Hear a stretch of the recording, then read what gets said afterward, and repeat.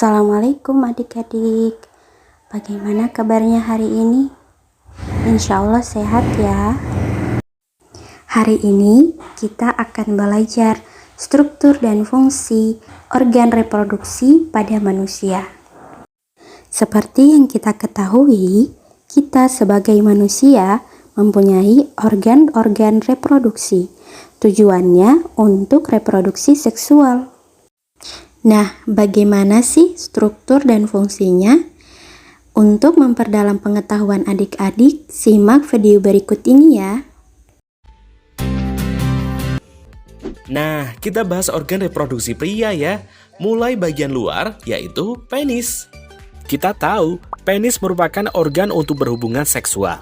Penis dapat mengalami pembesaran yang disebut dengan ereksi dan dapat mengeluarkan sperma dan cairan mani yang disebut ejakulasi.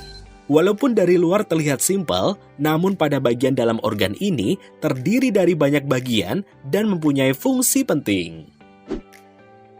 Penis dibungkus oleh kulit luar yang disebut foreskin atau prepucium.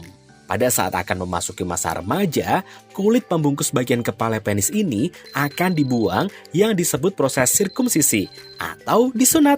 Hayo, adik sudah disunat belum? Tujuan sunat adalah mencegah penumpukan kotoran di daerah kepala penis. Dalam penis terdapat satu saluran uretra. Nah, saluran ini untuk mengeluarkan sperma dan mengeluarkan urin. Tetapi, pengeluaran urin dan sperma ini tidak akan terjadi bersamaan karena sudah diatur sedemikian rupa oleh tubuh kita. Keren kan? Oh iya, tidak lupa juga ada skrotum dan testis. Apa itu ya? Nah, skrotum adalah kulit pembungkus luar yang berfungsi mengatur suhu testis agar sesuai untuk produksi sperma. Sedangkan testis berada di dalam skrotum terdiri dari dua buah berbentuk bulat. Lalu, apa fungsi dari testis ini? Testis berfungsi untuk memproduksi sperma dan memproduksi hormon seksual, yaitu testosteron. Produksi sperma dimulai saat masa pubertas, biasanya di kisaran usia 11 hingga 15 tahun. Hormon seksual ini berfungsi untuk memberikan ciri-ciri sekunder pada laki-laki. Misalnya, tubuhnya lebih kekar, dada bidang, tumbuh rambut berupa kumis atau jenggot, dan tumbuh jakun. Jadi, apakah sperma dari testis ini selalu dalam keadaan matang? Jawabannya, belum. Ada organ yang bernama epididymis. Jumlahnya ada 2, merupakan tempat untuk pematangan sperma. Selain itu, berfungsi untuk tempat penyimpanan sementara sebelum sperma dikeluarkan. Selanjutnya adalah 2 buah vas differentia. Fungsi organ ini adalah tempat transport atau jalan sperma, yang nanti juga melewati ejaculatory ductus untuk mengantarkan sperma ke penis, dan kemudian dikeluarkan atau biasa kita sebut dengan ejakulasi. Yang terakhir nih, ada 3 kelenjar dalam sistem reproduksi laki-laki loh. Ada 2 buah seminal vesicles yang fungsinya untuk menghasilkan energi bagi sperma agar pergerakannya baik, dan 1 buah kelenjar prostat yang fungsinya menghasilkan cairan dan membantu sperma tetap bertahan pada pH asam pada cairan vagina.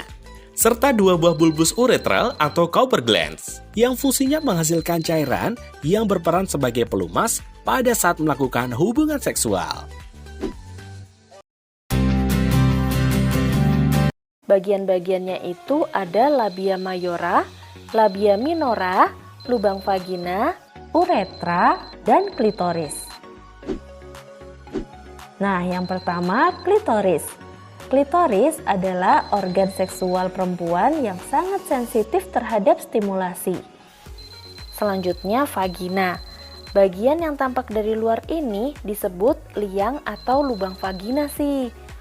Dan bagian dalam inilah tampak vagina secara keseluruhan. Vagina sebenarnya termasuk organ reproduksi bagian dalam ya. Vagina adalah organ hubungan seksual pada perempuan. Selain itu, vagina berfungsi juga untuk jalan lahir bagi bayi yang sudah siap dilahirkan. Paham ya? Sekarang kita lanjut lihat organ di dalamnya sih. Nah, ini dia organ reproduksi yang selanjutnya ya sih. Ada serviks, rahim, tuba falopi, dan indung telur. Serviks atau leher rahim menghasilkan lendir yang berfungsi untuk membantu sperma masuk ke dalam rahim. Selain itu juga berfungsi untuk menghalangi masuknya bakteri ke dalam rahim. Lanjut ya, satu buah uterus atau rahim berfungsi untuk tempat perkembangan janin. Selain itu, dinding rahim bagian dalam atau endometrium akan mengalami peluruhan setiap bulannya yang kita sebut sebagai menstruasi. Menstruasi terjadi jika sel telur tidak dibuahi oleh sperma. Sedangkan jika sel telur dibuahi oleh sperma, terjadilah kehamilan yang kemudian akan berkembang bertambah besar menjadi bayi di uterus atau rahim. Kalau dua buah tuba falopi ini adalah saluran yang dilewati sel telur dari indung telur menuju rahim pada saat sel telur tidak dibuahi. Selain itu, tuba falopi ini juga berfungsi tempat terjadinya pertemuan antara sel sperma dan sel telur. Terakhir adalah dua buah ovarium atau indung telur, kanan dan kiri. Ini yang berfungsi menghasilkan satu sel telur secara bergantian tiap bulannya. Selain itu, indung telur juga berfungsi memproduksi hormon estrogen dan progesteron. Hormon ini berfungsi menjalankan fungsi reproduksi pada perempuan, salah satunya berperan dalam proses menstruasi atau pada saat perempuan tersebut hamil.